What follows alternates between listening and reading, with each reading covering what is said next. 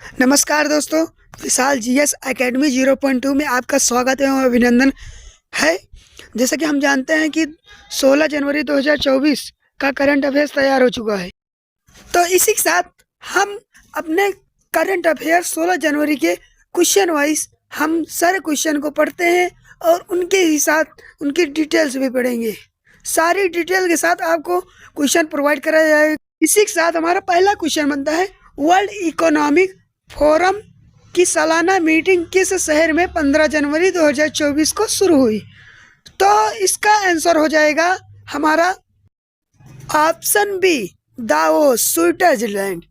कब से कब तक आयोजन? 15 से 19 जनवरी 2024 तक।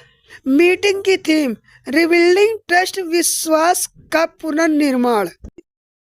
इसके आगे हम पढ़ते हैं, युद्ध और संकटों से बिखरती दुनिया को ध्यान में रखते हुए बैठक की थीम रखी गई है। इसमें भारत के 3 मंत्री स्मृति ईरानी, अश्विनी वैष्णव और हरदीप सिंह पुरी और 3 सीएम शिरकत करेंगे। इस आयोजन में संयुक्त राष्ट्र महासचिव एंटोनियो गुटेरेस, विश्व बैंक के समूह के प्रेसिडेंट अजय बंगा, WHO के महानिदेशक टेड्रोस एडनोन और भारत, अमेरिका, चीन, फ्रांस और श्रीलंका के राजनेता और कारोबारी शामिल है। विश्व आर्थिक मंच के बारे में, विश्व आर्थिक मंच एक स्वीप गैर लाभकारी एवं अंतर्राष्ट्रीय संगठन है। इसकी स्थापना 1971 में हुई थी। इसका मुख्यालय स्विट्जरलैंड के जिनेवा में है। जर्मन प्रोफेसर क्लाप्स ने 1971 में WEF की स्थापना की थी। फोरम वैश्विक, क्षेत्रीय और औद्योगिक एजेंडों का आकार देने के लिए राजनीतिक, व्यापारिक, सामाजिक और शैक्षिक क्षेत्र।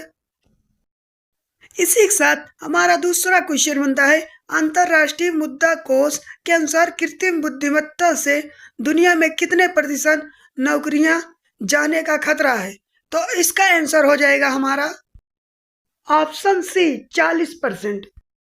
इसकी डिटेल्स देखते हैं। अंतर्राष्ट्रीय मुद्रा कोष की प्रमुख मैनेजिंग डायरेक्टर क्रिस्टेलिना जॉर्जिवा का कहना है कि आर्टिफिशियल इंटेलिजेंस दुनिया भर में जॉब सिक्योरिटी के लिए खतरनाक साबित हो सकती है। स्विट्जरलैंड के दावोस में 15 जनवरी से शुरुआत हुई इकोनॉमिक फोरम की सालाना बैठक में शामिल होने से पहले IMF की जॉर्जिवा ने नई रिपोर्ट का जिक्र किया। आर्टिफिशियल इंटेलिजेंस क्या है? AI यानी कृत्रिम बुद्धिमत्ता, एक ऐसी मशीन जो बुद्धिमान हो, खुद से डेटा एनालिसिस करती हो, बात करें, भाषाएं बोल और समझ सके, मुश्किल सवालों के जवाब तलाश सके, दिए गए काम को अंजाम दे सके। AI का उदाहरण ओपन AI को ChatGPT और गूगल का बार्ड है। ये तो सिर्फ उदाहरण है। AI अब सबसे ज्यादा प्रभावी। इसी के साथ आप दोस्तों इसका स्क्रीनशॉट ले लीजिएगा ताकि मैं इसमें बहुत जल्दी आपको वीडियो प्रोवाइड हो, ताकि आपको दिक्कत ना हो। क्योंकि आप स्क्रीनशॉट ले लीजिए ताकि आपको ही फायदा हो, क्योंकि हम जल्दी स्क्रॉल कर देंगे और पूरी भाषाओं को बोल नहीं पाएंगे। इम्पोर्टेंस भाषाओं को बोल पाएंगे बस। ठीक है दोस्तों, आप स्क्रीनशॉट जरूर लीजिएगा। AI आने वाले समय में बहुत फायदेमंद भी हो सकता है और नुकसानदायक भी हो सकता है। तो इसका अच्छा असर हो सकता है। IM की रिपोर्ट ने कहा कि दुनिया भर में की आधी नौकरियों पर AI का गलत असर पड़ेगा। बाकी बची आधी नौकरियां पर इससे के अच्छे प्रभाव देखने को मिल सकते हैं। नौकरियों पर असर, दुनिया भर में तेजी से बढ़ते ऑटोमेशन और आर्टिफिशियल इंटेलिजेंस यानी AI का प्रयोग चलते इंसानी नौकरियां घट रही हैं और इसका असर डायरेक्ट हमारे देश की अर्थव्यवस्था पर भी हो सकता है, अन्य पर भी पड़ सकता है। IMF का मुख्यालय कहाँ पर है? तो इसका मुख्यालय वाशिंगटन DC। इसकी स्थापना 27 दिसंबर 1945 को हुई थी और इसके मैनेजिंग डायरेक्टर क्रिस्टीना जॉर्जिवा हैं। First deputy managing director Gita Gopinathan. उद्देश्य अंतर्राष्ट्रीय मौद्रिक सहयोग को बढ़ावा देना, अंतर्राष्ट्रीय व्यापार को सुविधाजनक बनाना, सतत आर्थिक विकास को बढ़ावा देना, संतुलन की कठिनाइयों का सामना करना वाले दो सदस्यों को संसाधन उपलब्ध कराना, अंतर्राष्ट्रीय वित्तीय संकटों को रोकना, उनसे उबरने में सहायता करना। इसी के साथ हमारा तीसरा क्वेश्चन बनता है, 90वें एशियाई शीतकालीन खेल 2025 का आधिकारिक नारा स्लोगन क्या है? तो इसका आंसर हो जाएगा हमारा option B, dream of winter among Asia, सर्दियों का सपना एशिया के बीच प्यार। 2025 में होने वाले 90वें एशियाई शीतकालीन खेल के लिए चीन के हाइलोजियांग में अपने मुख्य प्रतीकों का अनावरण किया। आधिकारिक स्लोगन सर्दियों का सपना एशिया के बीच प्यार, एकता और खेल की भावना को दर्शाता है। जो चौथा क्वेश्चन हमारा, 90वें एशियाई शीतकालीन खेल 2025 का शुभारंभ क्या है? तो इसका ऑप्शन हो जाएगा ऑप्शन डी, विभिन्न और नीनी। शुभ कर विभिन्न और नीनी साइबेरियाई बाघ शावक खेलों की जीवंतता का प्रतीक है। तो इसी के साथ हम आगे बढ़ते हैं। आप इसका स्क्रीनशॉट ले लीजिए ताकि आपको पांचवा क्वेश्चन हमारा बनता है, नीति आयोग की रिपोर्ट के अनुसार 2013-14 से 2022-23 9 वर्ष के दौरान कितने लोग बहुआयामी गरीबी से बाहर निकले? तो इसका आंसर हो जाएगा ऑप्शन हमारा बी, 24.82 करोड़ लोग हमारे बहुआयामी गरीबी रेखा से बाहर हुए। तो इसकी रिपोर्ट जनवरी 2024 को हुई। तो इसकी जानकारी किसने दिया? नीति आयोग का सीईओ वीवीआर सुब्रमण्यम ने दिया। बहुआयामी गरीबी क्या है? तो हम इसकी डिटेल्स भी देख लेते हैं। ये क्या है? अधिकांश देश गरीबी को धन की कमी के रूप में परिभाषित करते हैं, फिर भी गरीब लोग स्वयं गरीबी के अपने अनुभव को अधिक व्यापक रूप से मानते हैं। मतलब कि बहुआयामी गरीबी एक विश्व स्तर पर मान्यता प्राप्त। एग्जाम्पल के तौर पे समझे तो हम पोषण, बाल व किशोर, मातृ स्वास्थ्य, स्कूली शिक्षा, स्कूल में उपस्थिति, रसोई गैस, पेयजल, बिजली, आवास खाते में शामिल। इनमें से 1/3 संकेतों में खराब प्रदर्शन वाले व्यक्ति को बहुआयामी गरीब माना जाता है।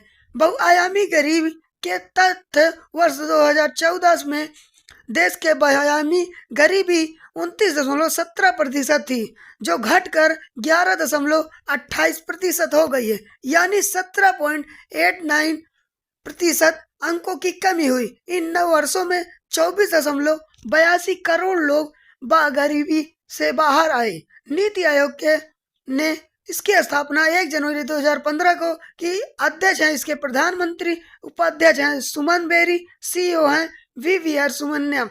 तो 6वां क्वेश्चन हमारा बनता है, डेनमार्क के नए सम्राट का नाम बताएं। तो इसका ऑप्शन हो जाता है हमारा ऑप्शन डी, फ्रेडरिक एक्स। ये हैं डेनमार्क फ्रेडरिक एक्स 14 जनवरी 2024 को डेनमार्क के नए सम्राट बने। उनकी मार्टिन द्वितीय ने स्वेच्छा से सम्राज्ञी का पद त्याग दिया। इसके बाद उनकी ताजपोशी हुई। डेनमार्क में किसके पास रहती है शक्ति? यह उम्मीद की जाती है कि सम्राट दलगत। 7वां क्वेश्चन, शायर मुनव्वर राना का निधन 14 जनवरी 2024 को हो गया कि उन्होंने किस पुस्तक का उर्दू भाषा के लिए साहित्य अकादमी पुरस्कार मिल चुका है? तो इसका ऑप्शन हो जाएगा हमारा अगला ऑप्शन ए, शाहदाबा। मुनव्वर राना को उनकी किताब शाहदाबा के लिए 2014 का उर्दू भाषा के लिए साहित्य अकादमी पुरस्कार मिला। हालांकि 2015 में उन्होंने अहिंसा सपुर्दा बनने के नाम पर अवार्ड वापस कर दिया था। पुस्तक साहदाबा में तकरीबन 30 गजलें, 40 नज़्में, एक गीत अपनी माँ पर लिखी पुस्तक को लेकर वह चर्चित थी। अब 8वां क्वेश्चन, पुस्तक गांधी ए लाइफ इन 3 कैंपेन्स के लेखक कौन हैं जिनके जनवरी 2024 में लॉन्च किया गया? तो इसका ऑप्शन हो जाएगा बी, एमजे अकबर। पुस्तक के लेखक एमजे अकबर हैं और इसकी प्रस्तावना के नटवर सिंह ने लिखी है। 9वां क्वेश्चन, किस राज्य सरकार ने एंटीबायोटिक के रोकने के लिए शुरू किया? तो ऑप्शन हो जाएगा केरल। इसका उद्देश्य डॉक्टर की सलाह के बिना एंटीबायोटिक दवाओं की ओवर द काउंटर बिक्री का पता लगाने के लिए फार्मेसियों में औचक छापेमारी करना।